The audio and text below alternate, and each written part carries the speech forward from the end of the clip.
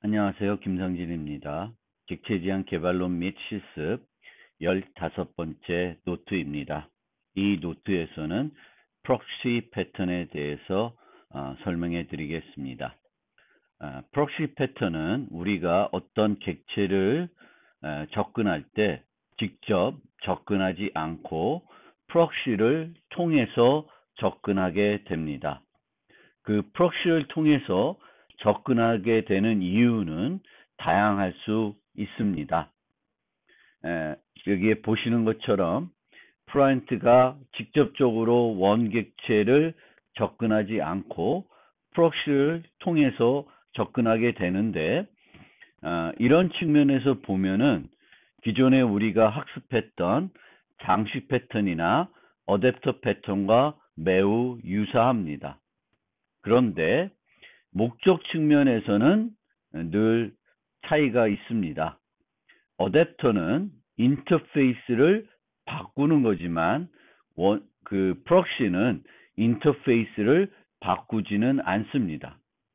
인터페이스를 바꾸지 않는다는 측면으로 보면은 그러면 장식 패턴과 매우 유사하다고 생각할 수 있는데, 장식 패턴은 원객체의 기능을 뭔가 보완하거나 추가하기 위한 용도로 주로 사용하는 측면이 있고, 장식 객체의 경우에는 여러 번 장식할 수 있는 형태로 제공이 되는데, 프록시는 그런 어떤 제공해야 되는 기능을 향상하는 것이 목적이 아니라 원객체에 대한 접근을 제어하기 위한 것입니다. 이 접근의 제어라는 측면도 다양하게 우리가 살펴볼 수 있는데, 뒤에 설명된 보호 프록시 같은 경우에는 어떤 메소드는 특정한 프록시를 쓰면은 사용할 수 없게 됩니다. 그런 식으로 어떤 원객체에 대한 접근을 뭔가 해주는 거예요. 그 접근에 대한, 그 원객체를 접근하기 어려우면은 그 접근을 쉽게 해주는 게 또 프록시의 역할일 수 있습니다. 말씀드린 것처럼 프록시 객체는 그 원객체를 대신하는 이유가 매우 다양할 수 있고요. 그걸 기준으로 우리는 크게 프록시를 4종류로 구분합니다. 첫 번째가 원격 프록시입니다. 원격 프록시는 원객체가 클라이언트하고 다른 기기에 있는 거예요. 그래서 직접적으로 우리가 다른 일반적인 프로그래밍 하듯이 호출해서 사용할 수 있는 것이 아닙니다. TCP, IP라든지 다양한 통신 메커니즘을 이용해서 그 객체에 접근해가지고 호출하고, 또 호출할 때 필요한 인자들을 원격에 전달해야 되겠고, 거기서 어떤 계산 결과를 반환해 주면은 그 결과를 또 통신을 통해서 받아줘야 되는데, 원격 프록시를 만들면 클라이언트는 마치 자신이 접근하는 객체가 원격에 있는 것이 아니라 로컬에 있는 것처럼 사용을 할 수 있게 해줍니다. 두 번째, 가상 프록시는 객체를 생성할 때 소요되는 비용이 많이 들거나 그 객체의 어떤 요소가 항상 필요하지 않는 경우에 그 부분의 생성을 늦춰주는 거예요. 그걸 통해서 객체 생성하는 과정이 되게 오래 걸릴 경우에는 그 기간 동안에 다른 것을 통해서 서비스는 계속, 프록시를 통해서 서비스는 계속 진행되게끔 해주고, 원객체는 로드 되게끔 뒤에서 백그라운드로 진행이 되는 거고요. 아니면 그 필요한 데이터는 필요할 때 준비되도록 해주는 그런 그 역할을 하는 것이 가상 프록시입니다. 그 다음에 보호 프록시는 원 객체에 대한 접근을 제어하기 위해서 메소드들이 있는데 어떤 메소드는 허용을 해야 되겠고 어떤 메소드는 허용을 하면 안 되는 경우가 있을 수 있습니다. 그런데 그 허용 여부를 우리가 퍼블릭 프라이빗을 통해서는 제공하기가 어려운 거죠. 이 클라이언트에는 제공을 해야 되겠고 저 클라이언트에는 제공을 안 해야 되는 그런 경우가 되겠습니다.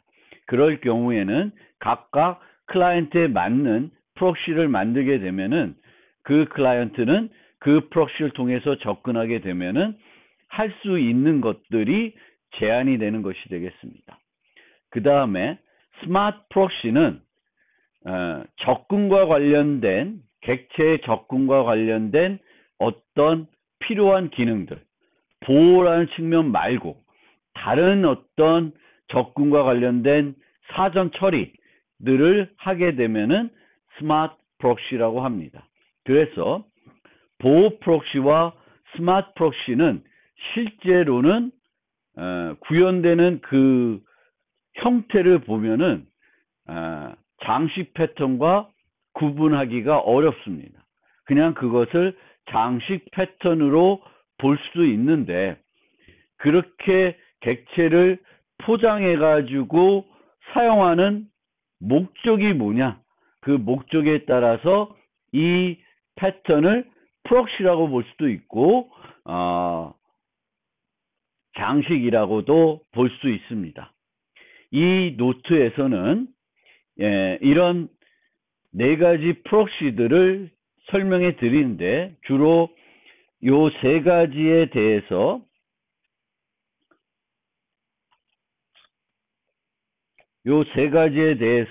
예제를 통해서 좀 더 집중적으로 살펴볼 것이고요.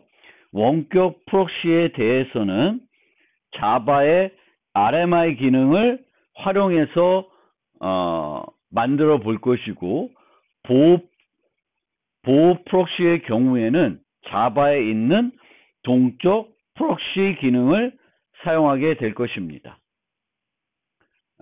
우리가 파이썬으로도 실습하는데 이 부분들은 파이썬용은 별도 존재하지는 않습니다. 혹시 파이썬에서도 이런 프록시와 관련된 어떤 특별한 기능이 있으면 있을 수도 있는데 그 부분은 제가 수업에 아직은 준비를 못했습니다. 자, 그러면 다시 한번 프록시를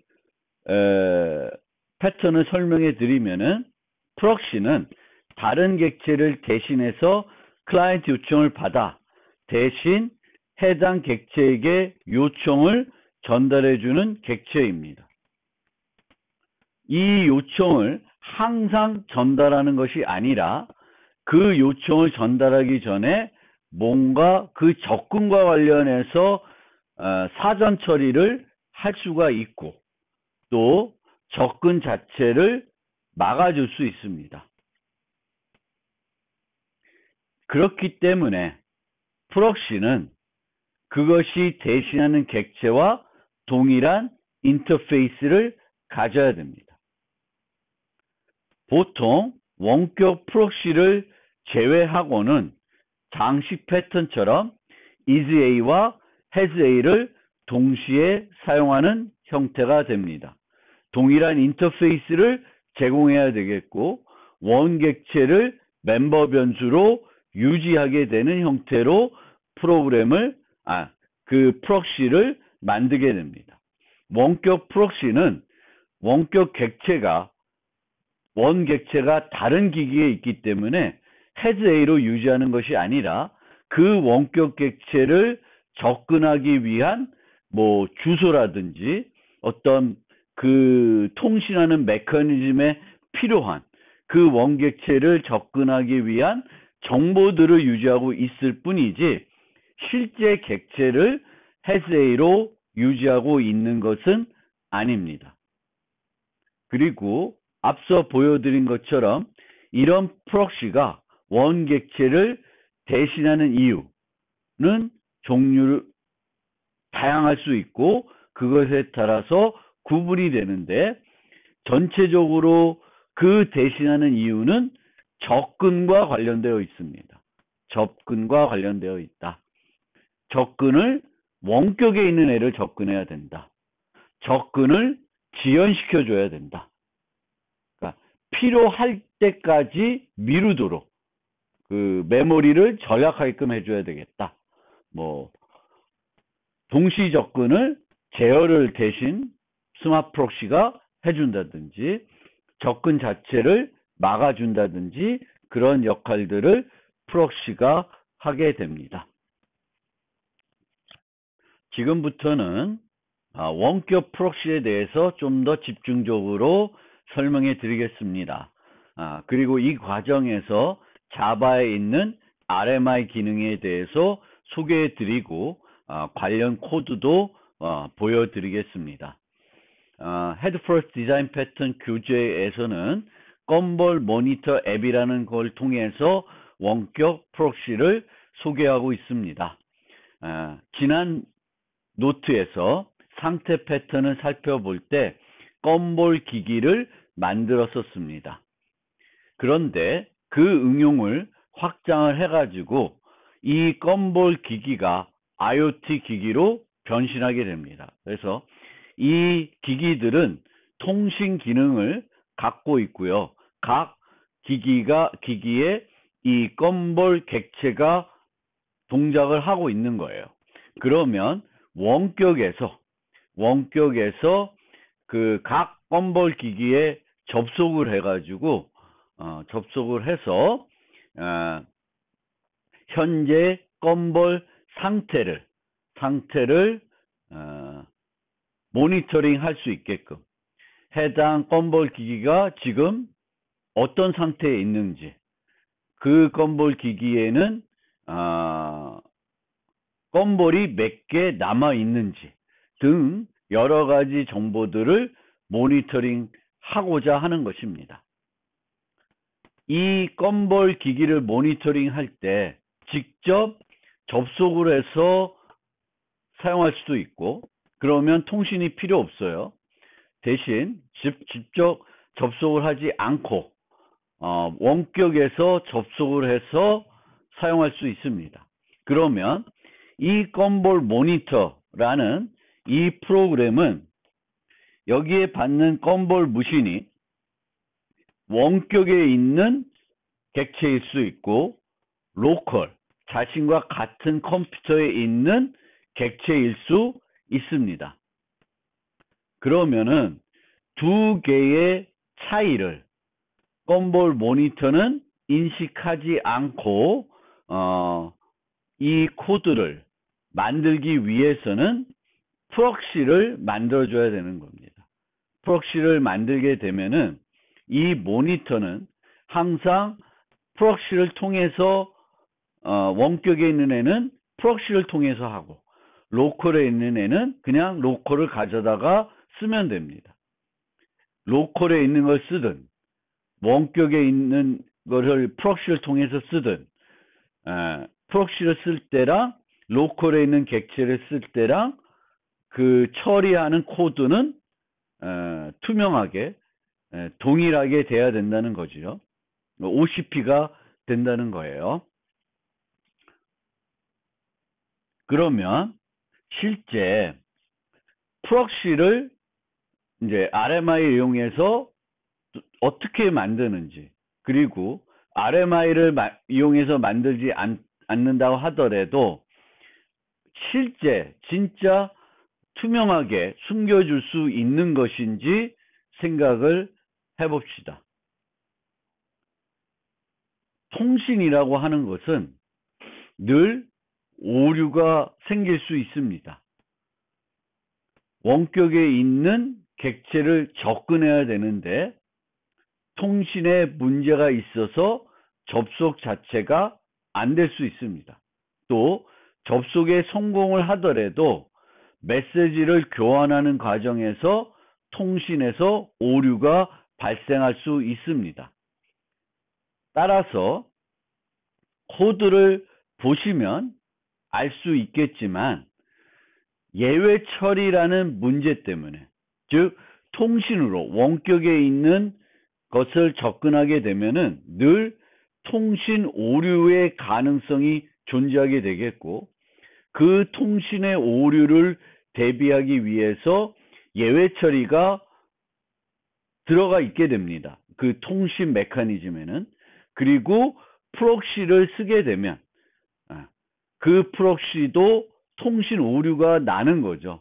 그러면 그것을 건볼 모니터도 통신에서 어떤 오류가 발생할 수 있다는 것을 인식한 상태에서 프로그래밍이 돼야 되기 때문에 완전하게 투명하게 만들기는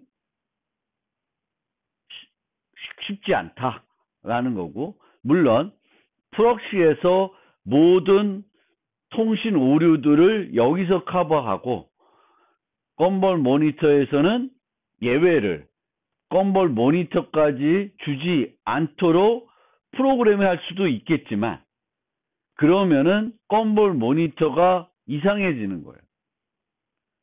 건볼 모니터에서 메시지를 불렀는데 동작을 안 하고 뭔가 예외가 또 발생을 하는 거죠. 그래서 그렇게까지 하기가 이제 제가 코드에서 설명드리겠지만 어렵다는 거예요. 그래서 완전하게 투명하게 만든다는 것은 힘들고, 대신 이 원격 프록시를 사용하면 좋은 건 뭐냐면은 그 원격에 있는 애를 얘가 접근을 해야 되는데 여기에 뭐가 안 들어가냐면은 통신과 관련된 코드가 안 들어가는 거예요. 이 건볼 모니터는 로컬에 있는 애를 쓰든 프록시를 통해서 쓰든 뭔가 그 차이는 느끼는데, 이 건볼 모니터 클라이언트는 통신과 관련된 방법은 전혀 모르는 상태에서 쓸 수 있게 해주는 거예요. 통신과 관련된 요소들은 프록시에 다 구현이 되어 있는 거예요. 통신과 관련된 접근, 그것과 관련된 거는 프록시가 대신해 준다. 그 측면이 이 원격 프록시에는 더 중요한 요소가 되는 거예요. 숨겨준다, 투명하게 해준다 하면은 마치 모르게 얘가 원격에 있는 애야, 로컬에 있는 애야 모르게 한다는 것이 아니라 둘 다 쓸 수 있게 하는데, 그 쓰는 데 있어서 원격에 있는 애를 쓰더라도 이 클라이언트는, 건볼 모니터는 통신과 관련된 복잡한 과정을 몰라도 쓸 수 있게 해주는 것이 프록시다라고, 원격 프록시다라고 이해하시면 되겠습니다. 그러면 이 원격 프록시를 만들기 위해서는 그 원격 프록시가 통신과 관련된 메커니즘을 구현해야 돼요. 보통 우리가 TCP/IP 통신하게 되면은 소켓 기반 프로그래밍으로 해줘야 되겠죠. 그러면은 소켓 기반 프로그래밍을 하기 위해서는 반대쪽에서 서버를 만들어줘야 되겠고, 이쪽에서는 클라이언트를 만들어서 클라이언트가 서버에 요청을 하면 서버는 그 객체를 실행시켜 가지고 그 객체에 또 요청을 해서 값을 받아서 넘겨주는 그 과정을 다 만들어야 되겠죠. 그러니까 우리가 여기서 프록시를 만들듯이 이쪽에도 뭔가 서버 기능을 하는, 얘의 건볼 기기의 통신 기능을 해주는 요소를 만들어줘야 돼요. 그 자체가 이제 복잡한 거죠. 그래서 RMI는 그 과정을 한 단계 더 추상화해 준 거예요.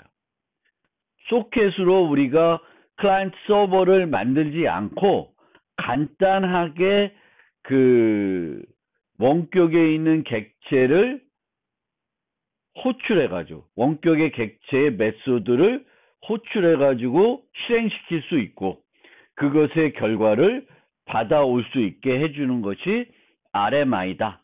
RMI다. 이렇게 이해하시면 되겠고 RMI를 쓰기 위해서는 먼저 해야 될 일은 원격에 있는 어떤 메소드들을 내가 쓸 것인지 만들어줘야 됩니다. 그러니까 프록시가 어떤 모습을 할지를 만들어줘야 돼요. 여기에 보면은 건볼 머신은 여러 가지 메소드들을 제공하고 있죠. insert coin, eject coin, turn crank 이런 메소드들이 있는데 이 건볼 모니터가 필요한 거는 그런 것이 아닙니다. 요런 세 가지 메소드만 필요한 것입니다. 그러면 이 건볼 머신 중에 원격에서 호출해야 되는 메소드들만 인터페이스로 만드는 거예요. 그리고 이 인터페이스를 바탕으로 이제 그 프록시를 만들면 됩니다. 그래서 먼저 해야 될 게 프록시를 이 인터페이스를 만드는 일이고 요때 요 경우에는 지금 인자가 없게 만들었는데 여기에 string name이 있다고 생각하시면 요 string name은 프록시에서 이쪽 원객체로 전달이 돼야 되겠고 이 반환 값은 그 원객체에서 프록시로 되돌려줘야 됩니다. 통신을 통해서 왔다 갔다 해야 돼요. 따라서 이 매개 변수들 그리고 반환 타입은 자바에서는 serializable 타입이어야 됩니다. serial 타입이 아니면은 동작하지 않습니다. 원시 타입이거나 serial 타입이어야 된다. 그러니까 객체이면 매개 변수 타입이 객체이면 serialized 타입이어야 됩니다. serialized 타입은 혹시 모르는 사람을 위해서 간단히 설명드리면 마커 인터페이스고요. 마커 인터페이스라는 건 빈 인터페이스예요. 메소드가 선언되어 있지 않은 인터페이스고 객체가 자바에 있는 통신 기능 또는 파일의 객체를 저장하는 기능을 이용해서 저장할 때 문제가 없는지 있는지를 알려주는 거예요. 그 클래스를 정의한 사람이 알려주는 겁니다. 내 거는 자바에 있는 serializable 기능을 이용해 가지고 원격의 객체를 전달하거나 파일 시스템에 전달할 때 문제가 없다라고 표시를 해주면 되는 거고 내가 표시를 안 하면 문제가 있다는 걸로 인식하고 그 데이터를 여기다 쓰게 되면은 문법 오류가 발생하게 됩니다. 그러면 실질적으로 어떤 문제가 있을 수 있냐면은 우리가 복사 생성자 복제할 때 생기는 문제와 거꾸로 문제가 생길 수 있어요. 복제할 때는 이런 객체가 있는데 복제를 했는데 이렇게 돼요. 그러면 문제가 생기는 거죠. 그런데 저장할 때는 어떤 문제가 있냐면 원래 이런 애예요. 그런데 저장을 하게 되면은 이렇게 나눠서 저장을 하게 되겠고 다시 불러들이면 이런 모습을 하게 돼요. 원래와 다르게 되는 거죠. 저장하기 전 모습하고 후 모습이 달라집니다. 이럴 경우에는 serializable를 이용해서 저장은 안 되고 내가 별도 저장하는 그 루틴을 만들어서 써야 됩니다.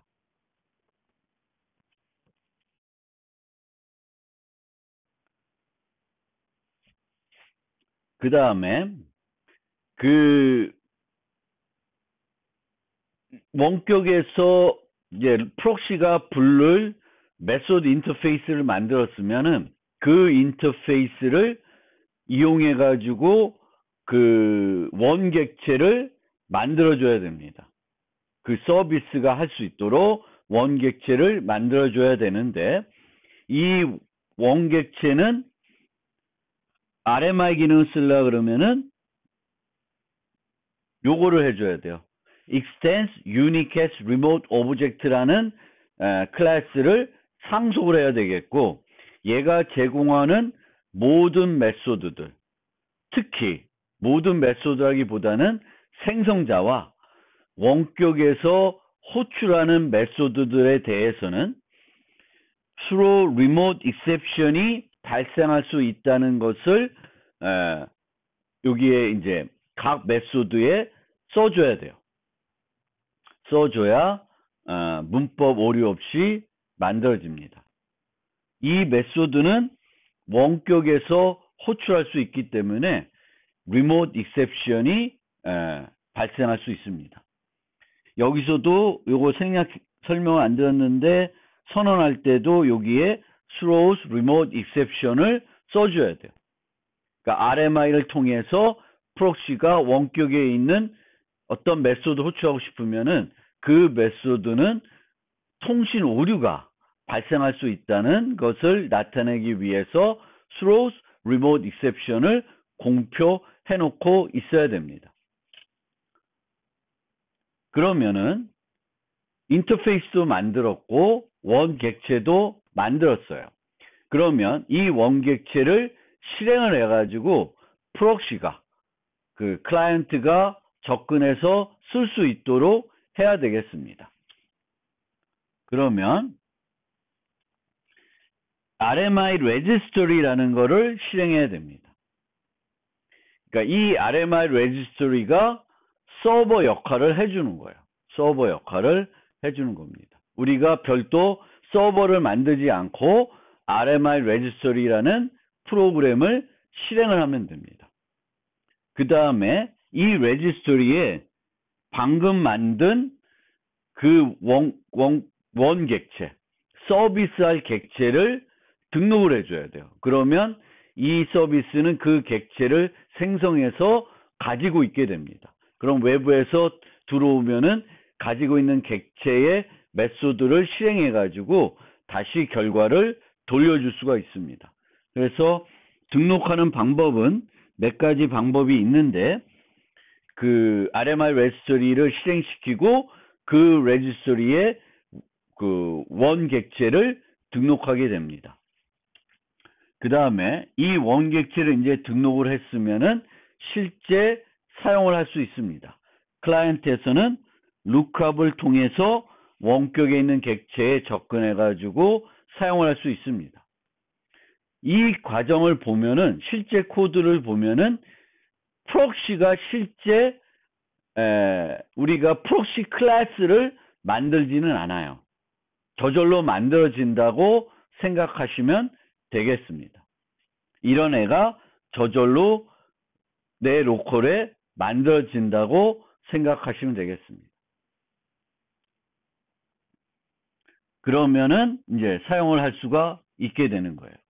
그래서 클라이언트 코드를 보면은, 클라이언트 코드는 원격에 있는 객체를 쓰고 싶으면은 이렇게 원격에 있는 객체를 갖고 오는 거예요. 그러니까 이게 프록시를 만드는 과정입니다. 프록시를 만들고 나서는 프록시를 마치 로컬 객체와 똑같은 방법으로 사용을 할 수가 있습니다. 이게 로컬 객체인지 아닌지 구분하지 않고 쓸 수 있습니다. 실제 코드를 보면서 실행을 해보면서 좀 더 설명해 드리겠습니다.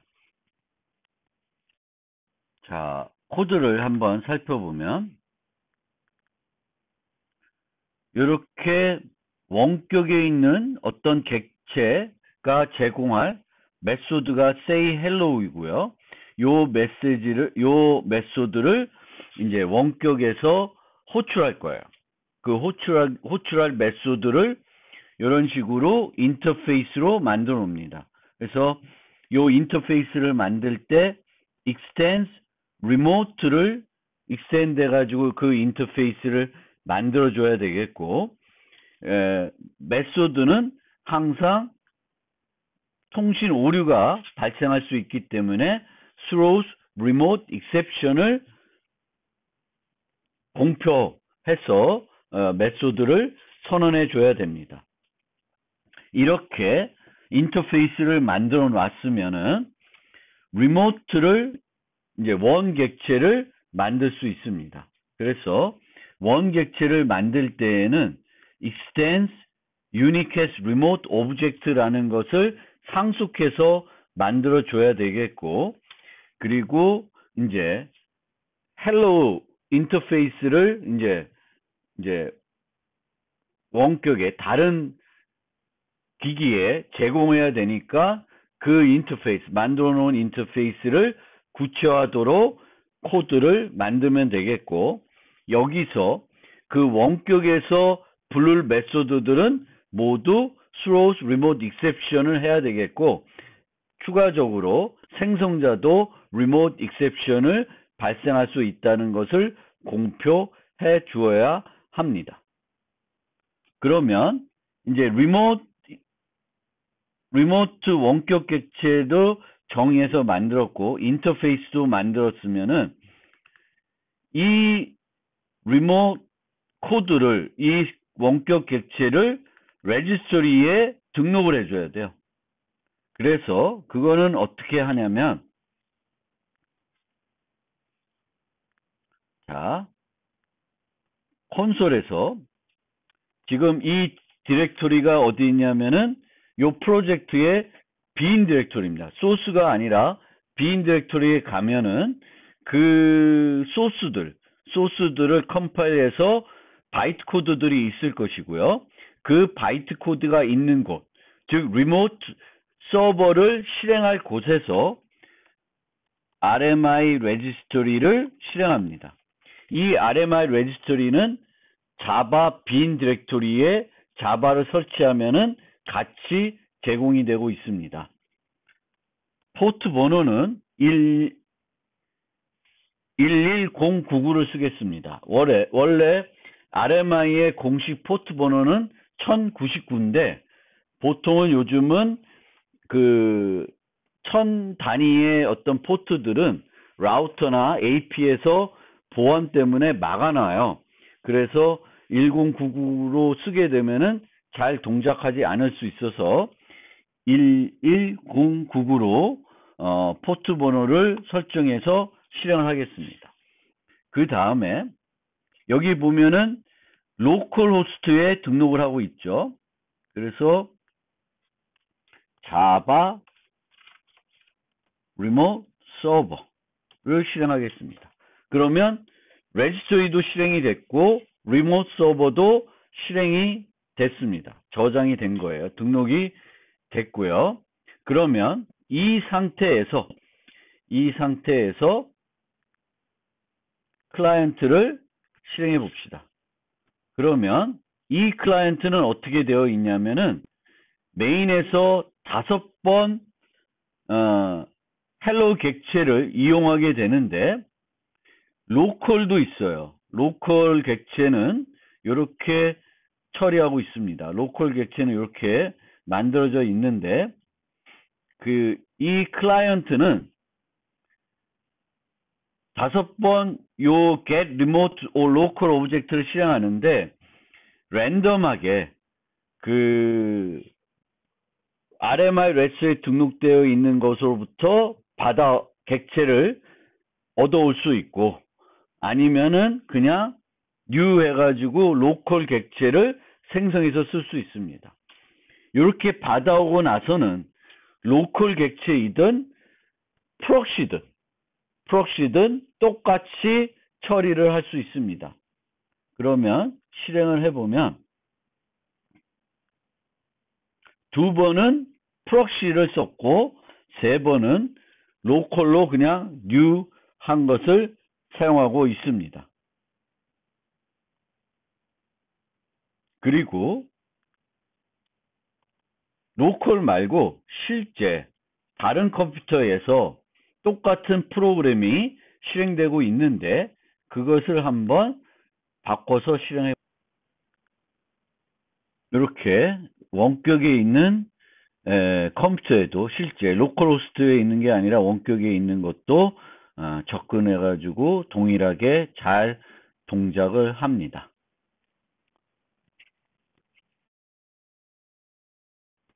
실제 그 RMI 기능을 그 껌볼 기기에 적용을 하면은 추가해야 되는 것은 이런 인터페이스를 하나 만들어야 되겠고, 그 다음에 껌볼 기기를 그 외부에서도 또는 로컬에서도 구분 없이 접근하도록 하기 위해서 이렇게 유니캐스 리모트 오브젝트를 상속받아서 만들게끔 하고, 요 만든 인터페이스를 구현하게끔 만들고, 그 메소드들은 그 리모트 익셉션을 발생할 수 있도록 공표를 해주면 되겠습니다. 그 다음에 요 서버를 껌볼 서버를 위한 그 임플멘테이션을 만들어주면 되겠고요. 뭐 이 자체를 만들지 않고 이 자체를 등록해줘도 되겠고, 얘는 그대로 그냥 내버려둔 상태에서 요런 애를 별도 만들 수도 있습니다. 그러니까 요거의 필요성은 안 만들어도 되고 만들어도 되고, 이렇게 만들어서 껌볼 기계를 유지하고 이제 그 세 가지 메소드에 대해서만 처리하게끔 만들 수 있습니다. 요거는 꼭 필요한 요소는 아니고요. 그 다음에 이 껌볼 머신을 원격에서 돌아가는 애를 RMI 제스처에 등록을 해주면은 이제 껌볼 모니터는 이런 식으로 요거를 껌볼 머신 대신에 껌볼 머신 리모트로 바꿔가지고 사용하면 되겠고, 요 부분들은 로컬이든 리모트이든 실제 로컬에서는 이 예외가 발생을 안 하겠지만 똑같은 코드로 처리하기 위해서 이런 식으로 만들어 놓으면은 이 껌볼 모니터는 로컬이든 원격이든 동일하게 요 코드로 처리할 수 있고, 더 중요한 거는 이 껌볼 모니터에는 그 통신과 관련된 복잡한 요소들이 포함되지 않고 만들 수 있게 된다는 것입니다.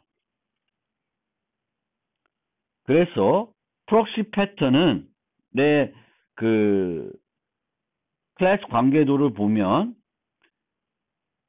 원 객체가 있고 프록시 객체가 있고요. 프록시 객체는 보통 원 객체를 멤버 변수로 유지하고 있고, 클라이언트는 프록시를 통해서 원 객체를 접근하게 되는데, 이 프록시를 통해서 접근하는 이유는 접근을 제어하기 위해, 접근을 편하게 할 수 있게 해주기 위해, 접근에 관련된 복잡한 것을 대신해 주기 위해서 프록시를 사용하게 되겠고, 실제 객체를 유지하는 것은 원격 프록시의 경우에는 실제 유지는 안 한다. 그 측면은 이제 있고요. 다른 종류의 프록시들은 보통 이런 식으로 장치 패턴과 유사하게 만들어지게 되겠고, 이 프록시는 얘와 똑같은 인터페이스를 제공을 하게 되는데, 이 인터페이스는 원 객체의 전체가 아니라 일부일 수도 있습니다. 이 클라이언트가 원 객체를 접근할 때 필요한 그런 메소드들만 프록시가 처리해 줄 수 있습니다.